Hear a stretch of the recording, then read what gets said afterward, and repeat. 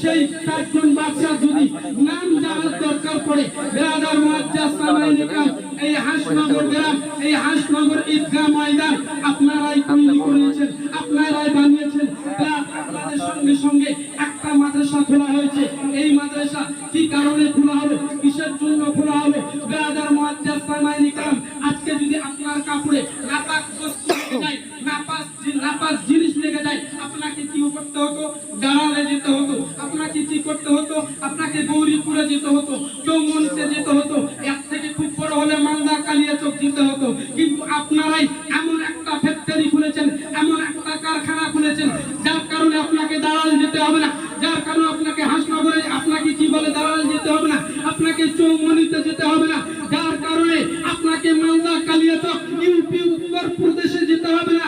আপনার গ্রামে আপনি এমন একটি কারখানা খুলেছেন, আপনি বাড়িতে বসে ফোন করে আপনার মাঝের সাথে আপনি সমস্ত মাসলা জেনে নিতে পারবেন। এমন একটি কারখানা খোলা হয়েছে।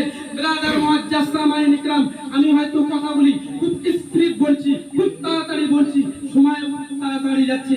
বেরাদার মুআজ্জাজ সামাইন ইকরাম দুটি কথা বলে যে বলছিলাম যে কি বলছিলাম যে চারজন বাদশার নাম কি ছিল, তারা কয়জন মুসলমান ছিল, কয়জন আপনার বিধর্মী ছিল। এই কথাটা যদি জানতে চান, এই ঈদগাহের জন্য, এই ঈদগাহের কারণে, ঈদগাহের উন্নতির জন্য আপনাদের কাছে 3-5 জন ব্যক্তির কাছে 100 টাকা করে চাইবো, তাড়াতাড়ি করে দিয়ে যান। মাইক হুজুরকে দিয়ে দেব, সময় হয়ে গিয়েছে। ব্রাদার মিল্লাত ইসলামিয়া বলছিলাম জন্ম আমার নবীর যুগে হলে কেমন হতো,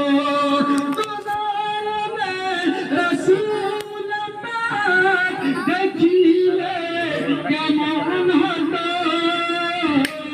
জন্ম আমার নবীর যুগে হলে কেমন হতো। একজন বাদ দিবেন না, 100 টাকা একজন, ওই যে একজন